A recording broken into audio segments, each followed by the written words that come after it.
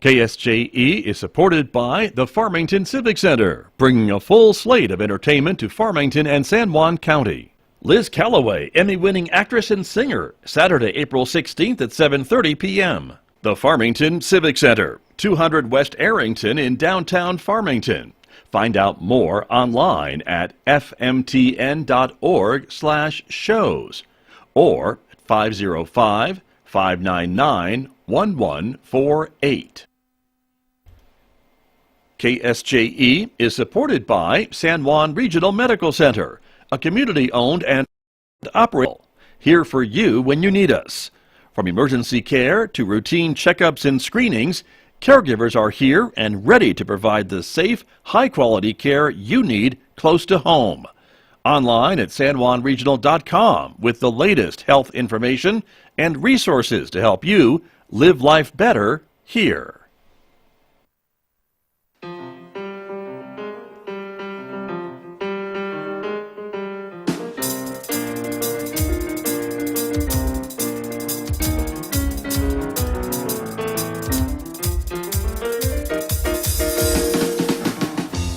11 minutes past 8 o'clock. It is Monday morning, the 4th day of April, 2022. Good morning, everyone. I'm Scott Michlin. Thanks for tuning in to KSJE 90.9 FM over the air, of course, here in San Juan County, New Mexico, streaming everywhere else on the planet from KSJE.com. And we also welcome our viewers who are joining us this morning. The video is streaming live this morning out to the KSJE Facebook page, our YouTube channel, and our Twitter account. So welcome, everyone. Glad that you are with us, because coming up, we are talking about the San Juan Symphony. It is concert week. Concerts happening in both Farmington and Durango this Saturday and Sunday. Thomas Heuser is going to be my guest, talking about the repertoire on the concert this weekend and much more about what's coming up with the San Juan Symphony. So we hope you'll stay tuned for that. Share it with your friends who may not be watching yet this morning, and enjoy the symphony concerts this weekend. Later on this hour, I'll be checking in with Lewis Campbell from Synergy Computer Systems here in Farmington. He and I will be talking technology, as we do on Mondays at 8:50 a.m. for our Monday Reboot segment right here on KSJE. Mick Hess is going to take us roving with the arts next hour after the news at 9:06 a.m. Mick is playing music from the composer Alan Hovhaness. He is coming up today at 9:06 on KSJE. We invite you to connect with us on social media. In addition to Facebook and YouTube and Twitter, you can also check us out on Instagram. And if you're a podcast person, you can check us out on our podcast. You can subscribe for free to KSJE Podcasts wherever you listen to podcasts, places like iTunes and Spotify and iHeartRadio and Google Podcasts and Pandora. Check us out. Take us with you to discover maybe a new program you haven't heard before. Let's talk about the weather, shall we? Outside our studios here at San Juan College, partly cloudy skies this morning. We've had some off and on showers already today. Today's high, 67 degrees, with a decreasing chance of rain, increasing sun, but also some increasing chances for wind today. There's a wind advisory, fire weather watch in effect today until tomorrow afternoon, as a matter of fact. So that is coming up in the weather today. Tonight, clear skies, low 42. Wind again tomorrow with a high near 70 in Farmington. Windy Tuesday night, 41 for a low. The winds, look at that, Wednesday and Thursday continuing. Colder on Wednesday with a high of 58. 30 degrees overnight for a low on Wednesday, then 65 and windy for a high on Thursday. Overnight low Thursday night, 29 before more sunshine and less winds by Friday, we hope, with a high near 70 degrees.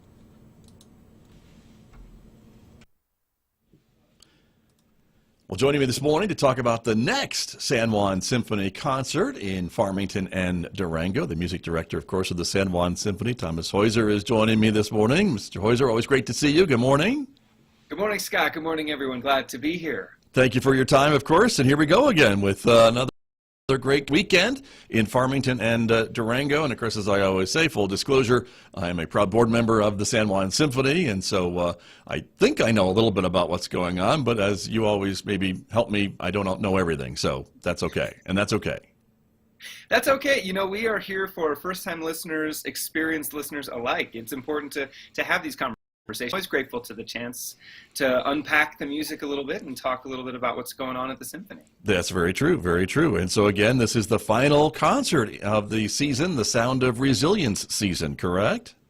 That's right. Yes, this 36th season has been amazing. Just the sort of trajectory of coming back from the shutdown last year, the virtual season, having in-person audiences, getting the full orchestra gathered again, that resilient feeling has really triumphed this year, actually. I think it's been a great year, and what a program to end on here, this Pride and Passion program. Very true. Well, let's talk about it, Thomas Heuser, and what you have up your sleeve for the audiences in Farmington and Durango. We're looking forward to it, of course.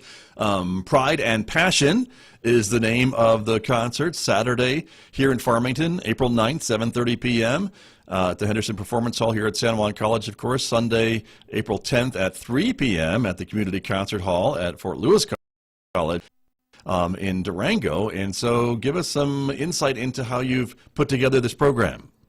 Well, this Pride and Passion program, again, is sort of the culmination of this resilience season of, this sort of rebirth and regrowth and coming back together as an orchestra. And so we're putting on works for the full orchestra that just a year ago we weren't sure were going to ever happen again. Having a full symphony to play these great orchestral works is a treat, and we're very grateful for that opportunity. So the orchestra will be performing 3 works for the symphony orchestra without any soloists. Our last concert, which was such a wonderful experience to have violinist Karen Kim in the guest artist role.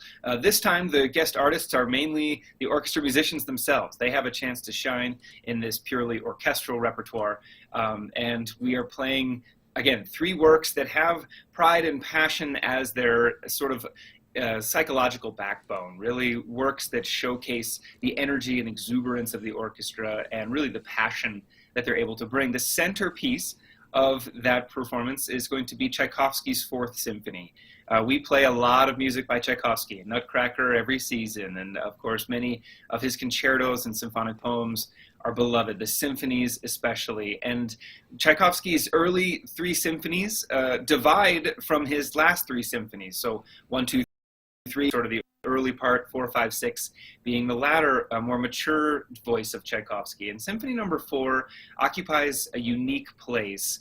Tchaikovsky, born in 1840, had a lot of mixed success in his early career, both as a composition teacher, but also composer and performer. But by this time in the 1870s, he was well established both on the concert stage and financially. And so we have this composer who, even though he had this incredible, there's Tchaikovsky for our visual viewers. This is great. Thank you, Scott. We have this composer who, even though there was some successes going on, he was still internally in a state of sort of conflict. And that conflict arose around the fact that he was a gay man who needed to have a public marriage in order to save face, and at the same time was engaged in a very personal mail correspondence with a patroness, Nadezhda von Meck. And this relationship that they had, very much not over email, but written letters, over 1,000 letters over the course of their correspondence, where Tchaikovsky just poured his heart out and really had someone, at least a friend, who he could have these kinds of emotional communications with. But that emotion, that sort of raw emotion, comes out in this 4th Symphony. And whereas the first 3 symphonies had programmatic titles and the more typical 19th century focus for the audience, the 4th Symphony does not. It's just the Great Symphony in F minor. And so the question was, what does this mean? Well, Tchaikovsky opened his heart up to Nadezhda von Meck in a letter, saying that the symphony really symbolized to him the pressure of fate, the weight of fate not letting him reach true happiness. And of course, we can read into that a lot of the psychology that Tchaikovsky was experiencing at that time. So the symphony is very dark. The first movement is extremely passionate and opens with this iconic horn and trumpet fanfare, do, ba, ba, ba, bum, bum, ba. And this fate motive, as Tchaikovsky called it to von Meck, runs throughout the symphony, coming back in the most striking way in the finale. But this depth and this darkness that pervades the first 2 movements of the 4th Symphony are among the most dramatic and passionate things he ever wrote. Of course, we're talking about someone who had countless ballets, wonderful works for the symphony, but never really achieved this level of emotional depth. And of course, that emotional depth doesn't last, and it's not pervasive throughout. There's always these two-sided emotions with Tchaikovsky, where you have on the one hand this sort of depression and darkness, and on the other hand this lightness and almost effervescent quality, sort of happiness on the cusp of the sleeve, and it's right there, and he almost gets to it, and then the darkness kind of pervades again. So he's always conflicted in this Fourth Symphony, back and forth between darkness and light, but really there is a triumph in the end. In the third movement, this pizzicato scherzo, it culminates in an incredibly grandiose finale for this Fourth Symphony, and that is, of course, happiness and fate not getting the upper hand. It is a chance for him to truly express this sort of ebullience, and that comes, of course, crashing in. The fate motive is still there in the finale, and the question is he able to escape, these sort of fatalistic thoughts that he's having with this sort of overarching happiness. So all of that, Scott, is packed into Tchaikovsky's Fourth Symphony, and it really is a monument for the orchestra. It gives everyone in the orchestra something very, very technical and wonderful to play, and we cannot wait to have the Fourth Symphony as our season finale here at the San Juan Symphony. Very, very good. Well, and we have that queued up, I think, so maybe now would be a good time to hear a little bit of that Fourth Symphony from the great Tchaikovsky here on the program, Thomas. Terrific. Yeah, this is the finale. Again, this is the bombastic conclusion to what is otherwise a very dark work, but doesn't get much more exciting than this. All right, here we go. Let's give it a listen. Thank you, Thomas.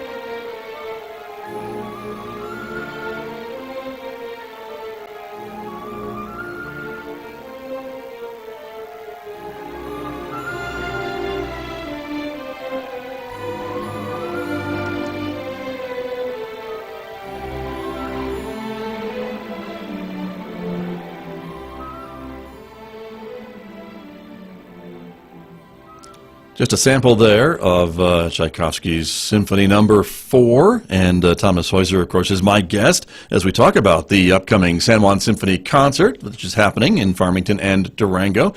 And Thomas, you were right, that's a pretty big sound, isn't it? It's so exciting. I love this music, and you can hear in there the full orchestra, the percussion is there, the piccolo's there, all the brass. It's just such again, this resilient season culminating in this wonderful work. I'm just so excited that we've gotten to this point and we're able to play this music for audiences. It's going to be fantastic. Right. And now does this mean a bigger symphony, San Juan Symphony on stage than what we've seen maybe in recent concerts? Absolutely it is. Yeah, we continue to sort of expand the numbers as the pandemic gets to different phases, as it were, and we are very excited that we'll have our largest complement on stage for this concert that we've had this season, and of course that's a 2-year high since probably February of 2020, so very exciting times for us. Very much so, and we should give a shout out to the wonderful Philadelphia Orchestra, who was the musicians behind that wonderful piece that we shared with everyone here on the program. But let's talk about the other pieces that you've got selected as well.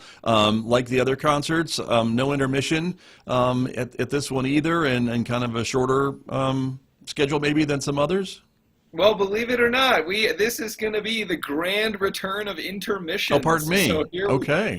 All right, very good. So yes, this is great. And again, we as you mentioned, we've had some shorter concert formats in order to accommodate physical distancing and that kind of thing. But we are fortunate to have a little break here, give the musicians a breather before the Tchaikovsky. So we'll have a chance for that social element to return as well, which is wonderful. But again, the other works on this concert, you're right, we have more to unpack here. We have the music of Juan Sibelius, his tone poem Finlandia from 1899. Now, programming this many months ago, had no idea the impact of this symphonic poem on our current moment in history. At the time that Sibelius wrote this, he was already considered to be one of the greatest Finnish composers that had ever come out of Finland. He's considered now to be sort of the grandfather of Finnish classical music, and the conservatory in Helsinki is named after him, etc. But at this point, he was one of the composers who was interested in putting Finland on the map, both artistically and culturally, with other European musical centers like Vienna. And so this particular piece in 1899 was written at a time when Finland was still part of the Russian Empire, and the Russian Empire was attempting to have an influence over these duchy states, and there were concerts put on in this time that Finlandia was originally conceived for, where there was dissent about that Russian influence and the sort of censorship of the Russian Empire. And so, believe it or not, here we are with this horrible war in Ukraine, and I had no idea that, of course, this would be happening, but it's all the more powerful to play the music of Finlandia. It represents the sort of struggle of the Finnish people at the outset of this work, this very heavy sort of plodding march that represents the sort of oppression of the people, their attempts to come out from under the thumb of the Russian influence and empire. It has, of course, culminates in what is now considered to be one of the Finnish, not national anthem, but sort of national melodies, this wonderful chorale that ends Finlandia in the most triumphant sense, resembles, or is meant to resemble, the triumph and the brotherhood of the Finnish people against this oppression. So more timely than ever, Scott, to have this sort of patriotic music of a country coming out of Russian occupation. It's unbelievable. But again, we are there for the Ukrainian people. We think that this will be an incredibly poignant statement at this time. And there is, of course, no greater composer for the orchestra than Juan Sibelius. We love his symphonies. We love his violin concerto. And Finlandia is one of his most popular symphonic poems. And it's, again, a great showcase for the orchestra. Wonderful melodies, of course, for the brass and winds, especially when this Finnish chorale comes in towards the end of the work. So that's very exciting. Right. Having Sibelius and Tchaikovsky, it's just so powerful, and I think that pride of place and people is very much on display. Indeed. And I think, too, no matter what is going on in the world politically, we can still celebrate this great music, right, that has been with us for ages, quite frankly, right? Absolutely, and it really is amazing how these works stand the test of time, and no matter where we are, like you said, we can use them to reflect on the situation that we're in and amplify the feelings of the time. And so there's always this incredible relevance of this music, even though it was written more than 100 years ago. So. Right, very true. Well, let me ask you about the other piece that we see first and foremost on the playbill for this coming concert, which is something maybe new that folks maybe haven't heard before. They probably haven't heard it because it's brand new, right? Yes, sir. This is brand new. So we are performing the Fanfare for Democracy. Speaking of timely political messaging, we are so excited to be part of a co-commission project with composer James Stevenson. We've had Jim's works before at the San Juan Symphony, most recently his Concerto for Hope. That was written for the late, great trumpeter Ryan Anthony, who was here before he passed due to his battle with cancer. But Jim is an incredible composer, a visionary, really, and what's very special about him is that he was trained as a trumpeter as well, went on to perform as a professional trumpet player with the Naples Philharmonic in Florida for 17 seasons, and then came to composing after his performance career, but now has become in demand as an instrumental concerto soloist and writer for military bands and wind ensembles in particular. And so he's really blossomed. We're so excited to be part of this co-commission project for this Fanfare for Democracy. Jim is having in this debut year for this work an orchestra from all 50 states perform the concerto for the Fanfare for Democracy. Mm-hmm. So we are the orchestra representing Colorado. Our friends at the Santa Fe Symphony were the representatives from New Mexico. But this is certainly in Farmington on April 9th, the Four Corners premiere of this fantastic fanfare. And the original conception for this work was for the president's own United States Marine Band that performed at the inauguration of Joe Biden and Kamala Harris in 2021. So this is a brand new work that did have its premiere there at the inauguration, and now an orchestra from all 50 states is performing. It's so brilliant, it's so flashy, it really gets us off to a celebratory start on this concert, and can't wait to be able to hear this fresh music from a fresh musical voice on a concert that is otherwise music that is more well known. So like you said, it's something new that audiences can hear for the first time, which is exciting. Right. Looking forward to it. And as you mentioned, too, from a different era, obviously, than some of the other pieces as well. And so I imagine that the sound is going to be a little bit different maybe than the other two pieces on the program.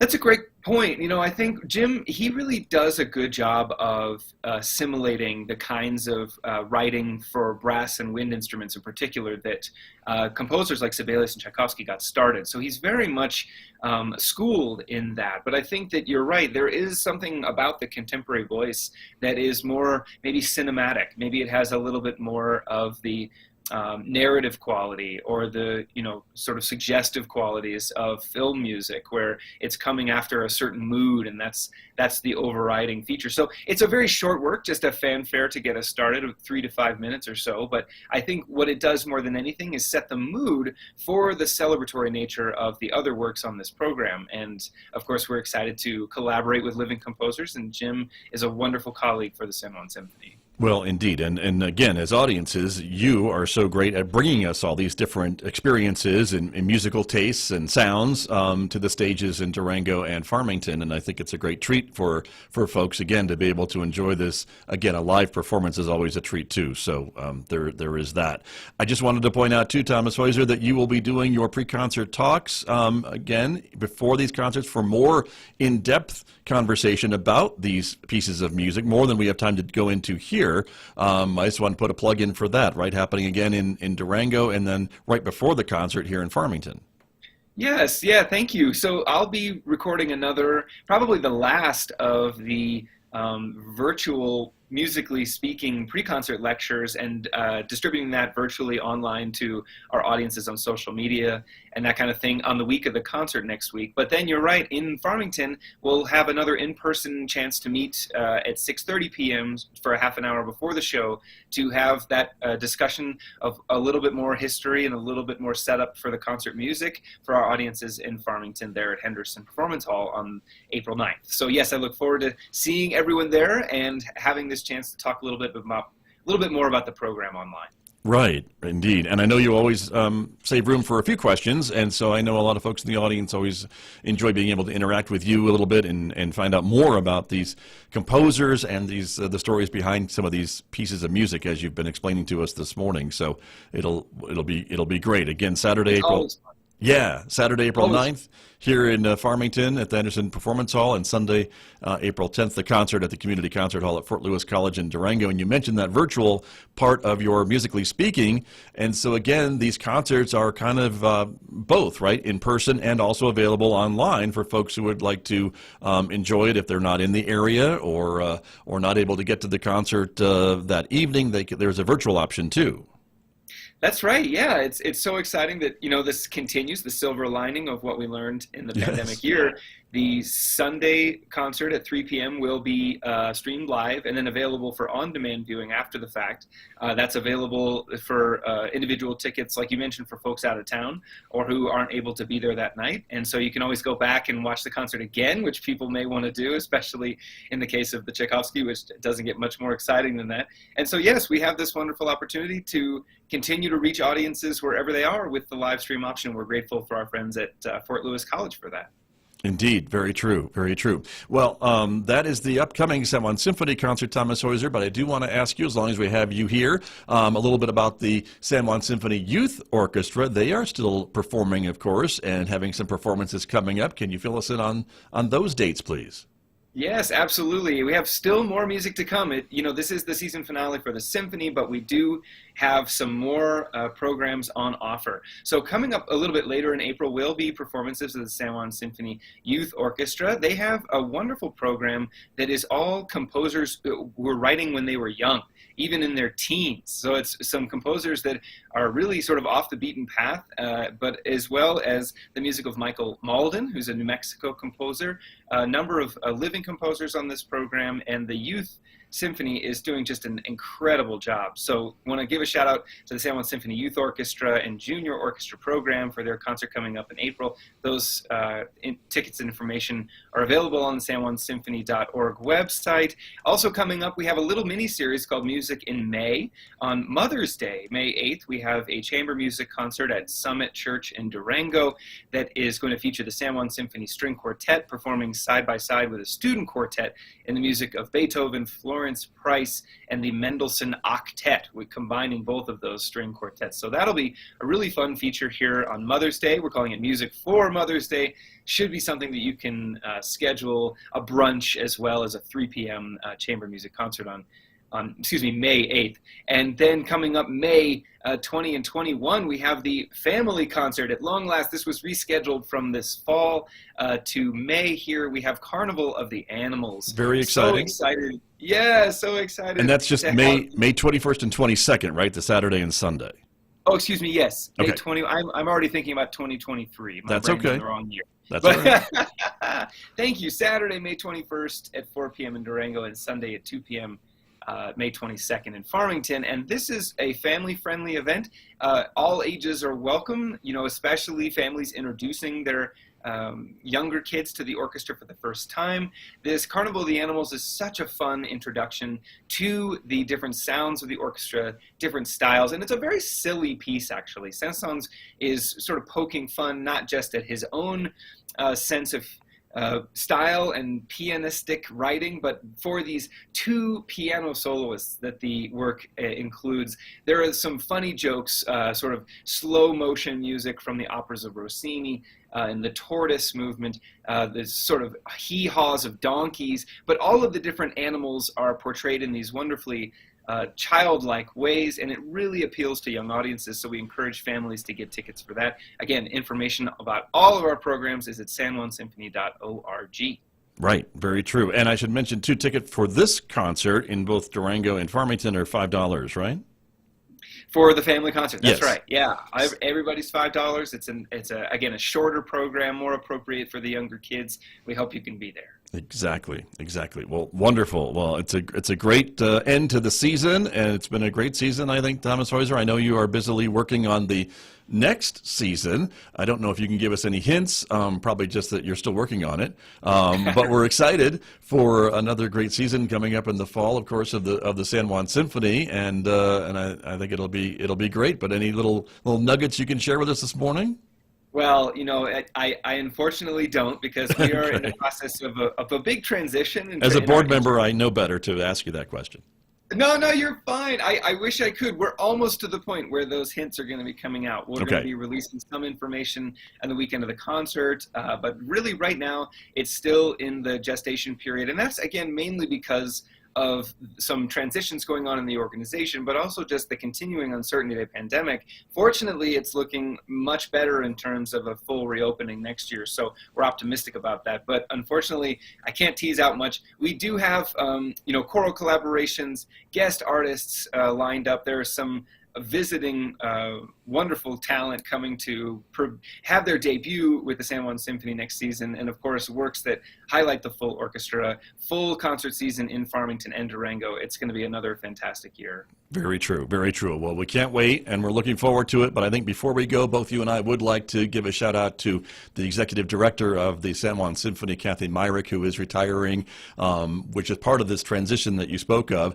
after, years of service to the organization. And I would like to, again, personally thank Kathy for all of her years of service to the Symphony and really getting us on solid financial footing moving forward. And I'll let you say a few words as well, but we definitely want to give Kathy a shout out today.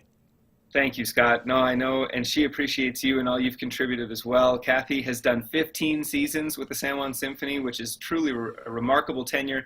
We're so grateful for you, Kathy, and all that you've done to increase the presence of the San Juan Symphony in the Four Corners. So many collaborative projects, so many different undertakings, and as Scott said, on more secure financial footing than ever. So thank you. The transition is going to be exciting, and we thank you for being part of that as well. And as a final concert for your 15 years, we hope that this one gives you all the joy that you deserve as an integral member of this symphony family. Very, very true. Well said, Thomas Heuser. And so thank you again. It's the Pride and Passion concert to wrap up the San Juan Symphony season. Saturday, April 9th in Farmington, 7:30 p.m. here at San Juan College. Sunday, April 10th at 3 p.m. at Fort Lewis College in Durango. And again, my guest this morning, Thomas Heuser from the San Juan Symphony. Thomas, thank you so much for your time and your insights, and of course, your wonderful way with music to bring it to us here in the Four Corners. Thank you. It is my pleasure, Scott. Thank you so much for having me, and we will look forward to seeing everyone at the Symphony very soon. We will see you there. Thank you. Thomas Heuser, San Juan Symphony, my guest here on KSJE. KSJE is supported by the University of Denver Graduate School of Social Work, Four Corners program. Proud to offer a Master's of Social Work degree in the Four Corners community. Application for the 2022-2024 cohort is open. Classes are taught Fridays and Saturdays in Durango. Find out more by emailing janelle.doughty, D-O-U-G-H-T-Y, at du.edu or at du.edu/socialwork/Four Corners. KSJE and San Juan College present the Student Success Coaching Tip of the Week. Week 11, study with friends and study groups. Encouraging friends to study with you can make everything more fun and productive. Ask your classmates to study with you at a certain time and location. Studying together in person can help you hold each other accountable too. You don't want to be that person who cancels or doesn't show, right? Teaching a friend or family member or even your pet the material is a great way to see how well you know it. When you explain it to someone else, you'll have a better grasp of which information you already have mastered and which information you need to study. The Student Success Coaching Tip of the Week, presented by KSJE and the Student Achievement Center at San Juan College.